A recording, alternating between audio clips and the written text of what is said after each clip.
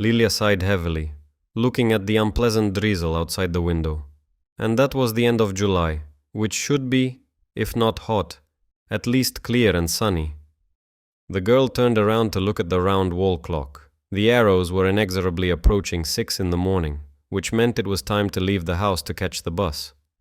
Although she could hide from the nasty rain under her umbrella, there was nowhere to hide from her dull, everyday life and gloomy mood. Lilia took another sip of her cooled coffee, quickly washed the cup, and headed to the exit. The door in one of the rooms creaked, and she heard shuffling steps. "Lilia, are you running away?" Her grandmother went out into the corridor.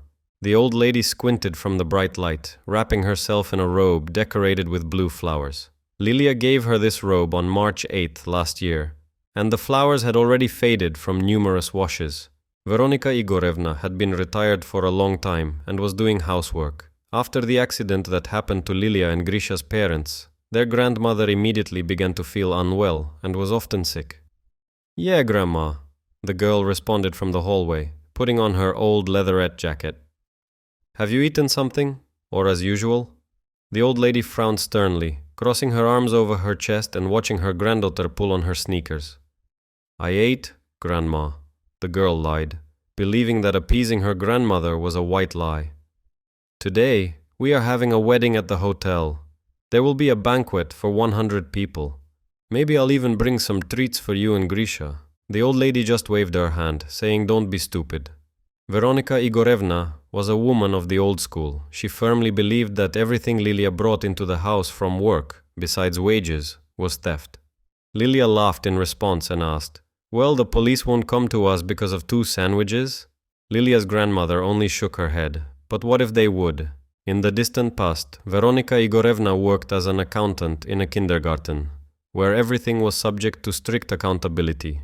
She coped with her work well, but when she reached retirement age, the director politely asked her to give way to the young. She tried to find another job, but got a series of refusals. No one wanted to hire a woman at such an advanced age, even with a wealth of experience. The woman was trying to help her small family, using various part-time jobs, but she lost more nerve cells than earned money. And her granddaughter, Lilia, was against these, as she called them, feats. She told her grandmother to retire, as women of her age should. The girl, at 22, completely took upon herself the family's financial support. "Don't forget Grisha doesn't need to go to kindergarten today. They are in quarantine due to chicken pox." The girl reminded Grandma about her little brother. "Don't wake him up, let him sleep." Having received a kiss on the cheek and the usual parting ritual from her grandmother, Lilia was sure the religious old lady crossed her back as she walked out the door. The girl went out into the dark entrance and onto the wet street. Lilia worked as a maid in an expensive and popular hotel. She could not yet apply for another position, such as an administrator. That required special education in the hotel business. The girl tried to obtain that profession by studying by correspondence. Secretly, the girl dreamed of opening her cozy hotel, where she could work and live with her grandma and Grisha, instead of their old 2-room Khrushchevka. Lilia was happy with her job. First of all, she was pleased with the high salary, and the guests at the hotel were wealthy people. They often left generous tips for the young maid. These were politicians, entrepreneurs holding conferences, celebrities, and famous personalities hiding with their lovers. The latter tipped more than anyone else, probably as payment for silence. In addition, Lilia liked the convenient schedule and the opportunity to swap with other girls in emergencies. However, the work was hard. The girl had to earn every penny, both physically and mentally. Not all guests were kind, and not all her colleagues were responsive. So Lilia's iron nerves, coupled with her good-natured character, came in handy, which allowed her to stay calm in some truly unpleasant cases. A good example was the situation with the omnipresent manager, Igor Blokin, whom she called Fleabite, and that was for a reason. He was always scurrying around the hotel like a restless flea, each time trying to bite Lilia. As soon as the girl entered the shared locker room, he busily followed her. "Good morning, dear Lilia." Blokin almost sang those words as he walked past the girl and lightly touched her back in a friendly manner. From this movement, the girl froze for a moment, standing at her locker. "Hello, Igor Borisovich," she muttered. "Well, let's drop the formalities. We are alone here." her boss said ambiguously. Quickly change into your uniform. The working day is about to begin. I don't want to punish you, although sometimes I do. The man laughed unpleasantly. At the same time, he pretended to be looking for something in the locker. There was no doubt. He came there purposefully for a striptease session from the maid. Lilia gritted her teeth in silent fury to prevent herself from wishing her boss to go to hell. And there was something to get angry about. From the first day they met, the young maid, with wheat-colored hair, cinnamon-colored eyes, and a scattering of light freckles on her nose, gained the manager's heart. But instead of inviting Lilia on a date, getting rejected, and calming down, the slick man pressed the girl through his high position. He always dropped hints to Lilia. He tried to hug her or stroke her on the back or knee. Once, he even spanked her below the belt, making an indecent comment about the length of her uniform skirt. The girl learned to tolerate such attitude and attention from the manager. But what should she do? Hit him in his nasty face and then count the pennies? No, Lilia was afraid of losing her job. And even though being a maid was not the most prestigious profession, she didn't want to work as a cashier for a salary 3 times lower. She needed to please Grisha with modern toys and buy Grandma a new robe. Lilia was also afraid of being judged by her colleagues if she made the situation public. After all, how would it happen? The man would not be to blame for anything. If he harassed her, Lilia gave him a reason and demanded a promotion, or he would say she lied and wanted attention. One day, Lilia attempted to cool down her boss's ardor. When he wanted to detain Lilia after work and check whether she had made the bed in the hotel suite properly, the girl said, "Egor Borisovich, I'm not interested in this. I have neither the time nor the desire to start a relationship." "And I'm not offering you a relationship," the man answered, not at all confused. "We are adult people, dear Lilia, and I need a close friend. That will benefit you too. Who knows? Maybe soon the administrator's position will become vacant. I could help you. Or are you going to clean toilets for your whole life? No thanks. I will achieve everything myself. You're being silly, Lilia. You will soon understand that everything in the world is for sale. The only question is the price." The man could sometimes get angry when the girl ignored him, and Lilia had some problems. He could punish her with a fine for some invisible dust in the room, which the girl polished to a shine. Or the boss could scold her loudly, so the entire hotel heard that.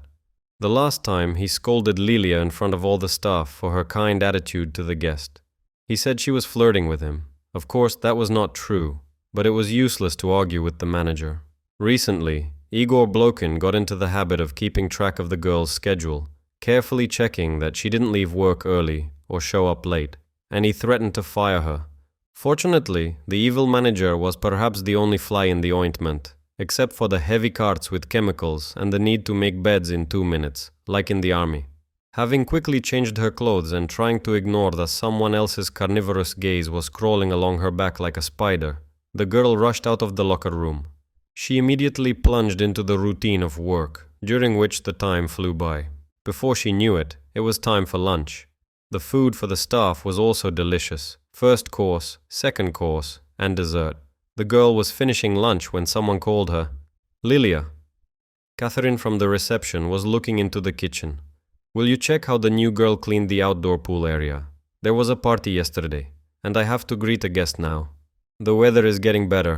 I'm afraid people will go to relax and find something." "No problem." The girl nodded. There were 2 swimming pools at the hotel, outdoor and indoor inside the building. The first one had a Hawaiian-themed party yesterday. The happy guests left behind colorful leis, pieces of pineapples, and halved coconuts that used to be cocktails.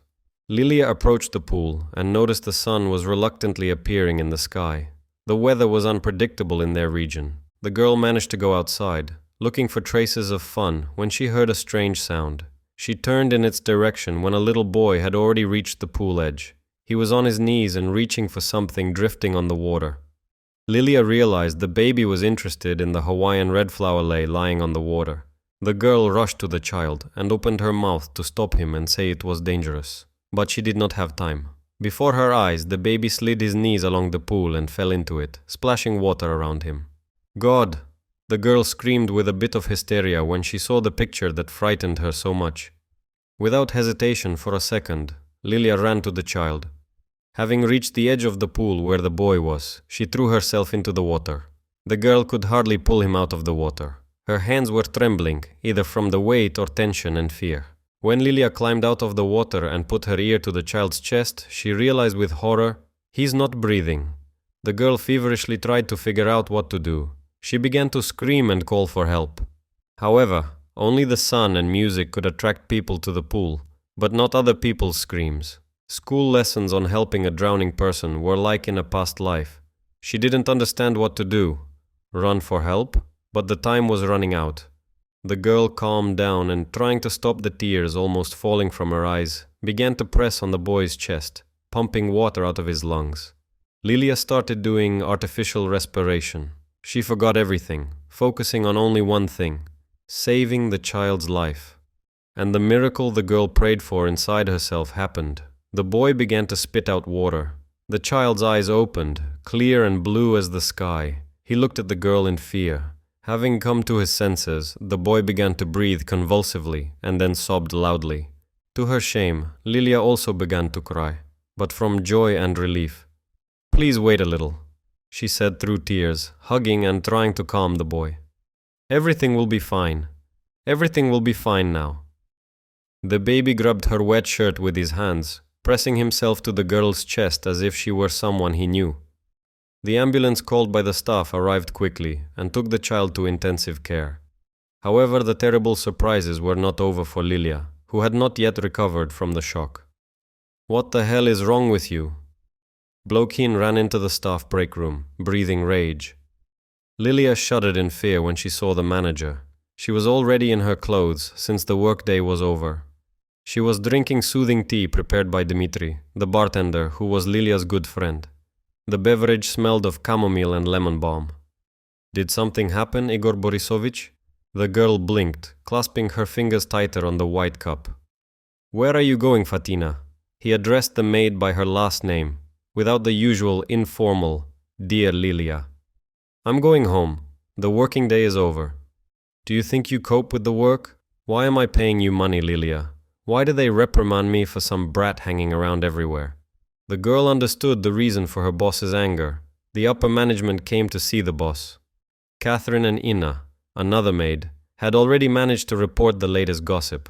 On that day, when a tragedy almost occurred at the hotel, the owner of the entire chain, Alexei Sergeyevich Lazarenko, decided to visit it and check the work of the staff.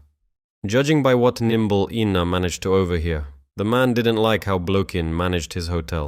He scolded the manager mercilessly for his negligent attitude to work, including the pool where the staff should have been present. But Blokin kept everyone busy with his unnecessary tasks. Lilia didn't gloat, but she didn't feel pity for the manager. More precisely, she didn't feel anything at all. The girl felt a strange devastation from the stress she had experienced.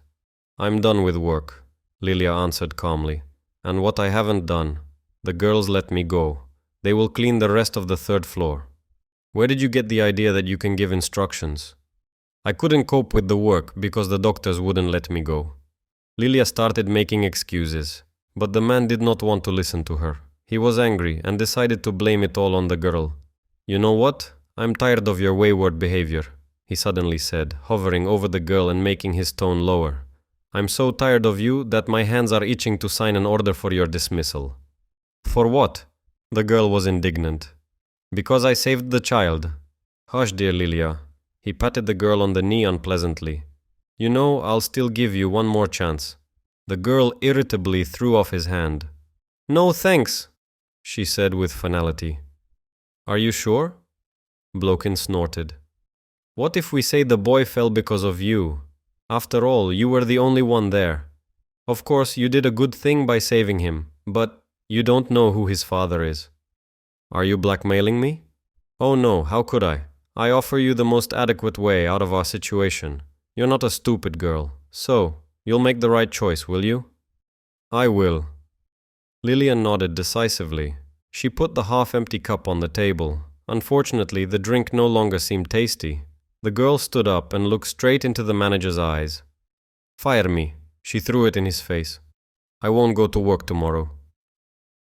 Alexei Sergeyevich Lazarenko was a widower and a single father.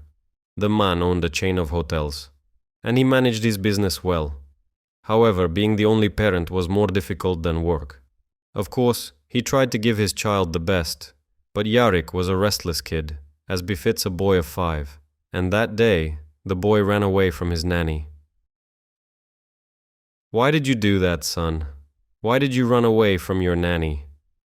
The father affectionately scolded his son, sitting by his bed in the hospital room. "You scared me." "Sorry, Dad." The boy blinked, looking at his father with sincere frustration. "I ran away from Nanny Natasha because I wanted adventure, like real pirates, and there was a swimming pool." "Well, you've had plenty of adventures." The father chuckled, stroking the boy's curly head with his large palm. "Where is Mom? Will she come to me?" The boy asked unexpectedly. The man stared at his son, almost in fear. "Dear, I explained to you," Alexei began tactfully, fearing for the child's health or memory. "Your mother is in heaven." "But she saved me. She pulled me right out of the water. I saw her. She hugged me, Dad," the child insisted, looking at his father as an adult. "I felt so good." At that moment, Alexei remembered some girl saved his son. In the confusion, he forgot about her, and the savior, it seems, was also examined by doctors. The man almost turned grey when he learned the terrible news about his son. Alexei Lazarenko lost his wife 3 years ago and was so much afraid of losing his son. How could he care about gratitude and politeness? However, the doctor said if not for that stranger, Yarik would not have survived. The man made a mental note. He wanted to express his endless gratitude to the girl and buy something for her. Well, flowers or candy. He didn't communicate with women for long. He had already lost his skill. He didn't have enough time for anything other than business and Yarik. No sooner said than done. Without delay, Alexei arrived at the hotel when his son recovered. Smiling and friendly as always, Catherine met him at the reception. "Hello, Alexei Sergeyevich." The girl was shining. "Good morning, Catherine. Tell me, please, is the girl who helped my son by the pool yesterday working today? And who is she?" The girl was somehow embarrassed and looked away. "Unfortunately, Lilia got fired," the girl said. "She was a maid, but is not working here anymore." "Fired for what?" The man was surprised. He was confused. Wasn't the employee entitled to a bonus, award, vacation, or something else for saving a drowning child? Anything but a dismissal. "I don't know." The girl was lying. She finally decided to add, "Ask Igor Borisovich." That Blokhin again. Alexei felt indignant. He didn't like the manager's work at all. Alexei was at the hotel for only a week, but noticed many shortcomings, gaps, and other suspicious activity. And all those threads stretched to that slick manager.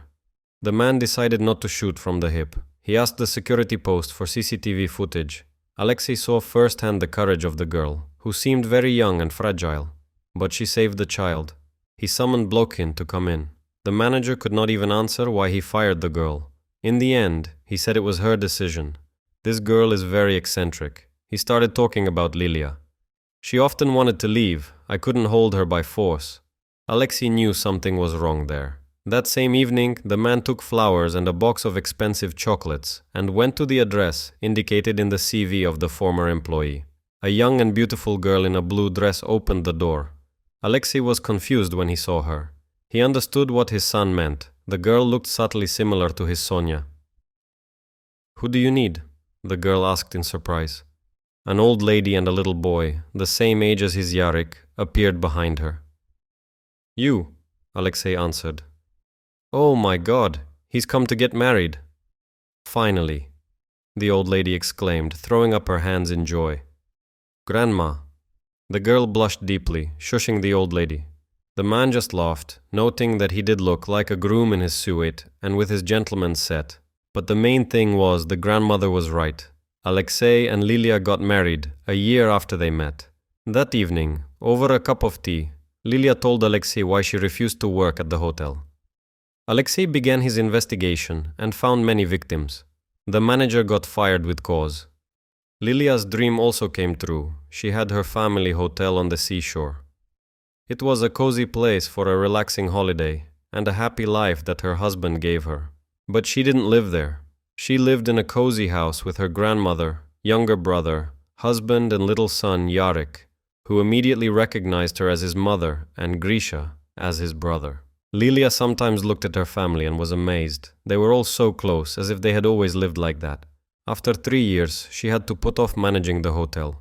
Alexei and Lilia were expecting a daughter, and they already knew for sure there would not be a happier child.